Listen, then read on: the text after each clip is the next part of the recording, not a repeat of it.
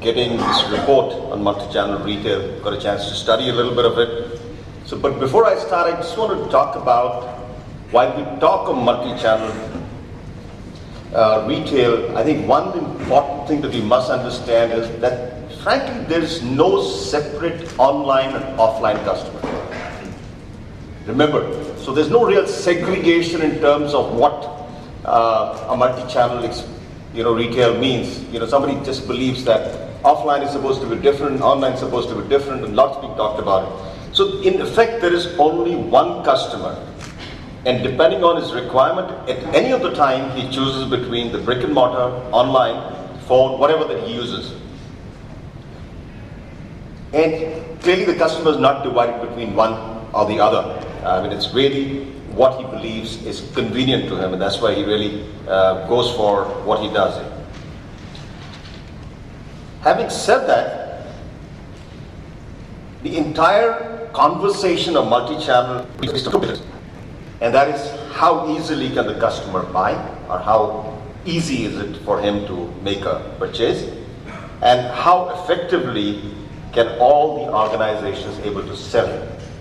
So that's really the basic of what we talk about when we talk about multi-channel retail.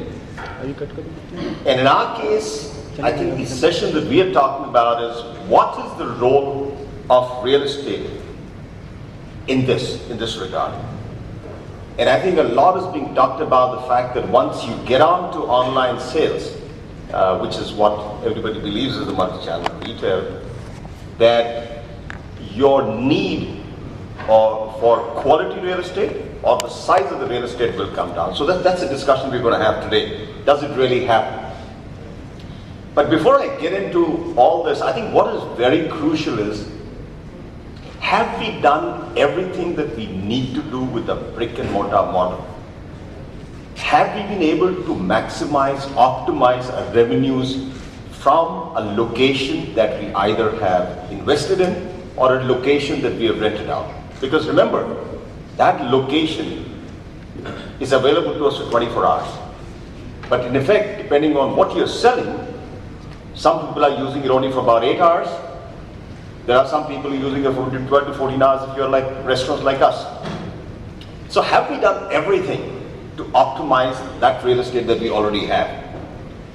So I must tell you that within McDonald's, we have started out a separate division which is called the new business channels. Channels that is being set aside only to find a way of optimizing the real estate that we actually have. So what are some of the things that we do in the new business channels? The very important part, and the first part of it is how many hours can I be operational and be able to get revenues out of that?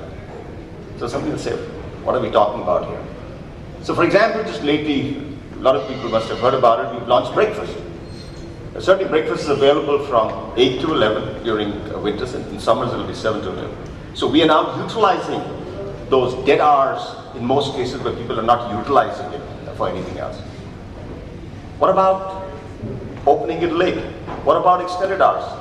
There are a number of restaurants which are near the cinema halls, which are near call centers, which are near hubs where people are still, there's a lot of customers all around till about 1 or 2 o'clock.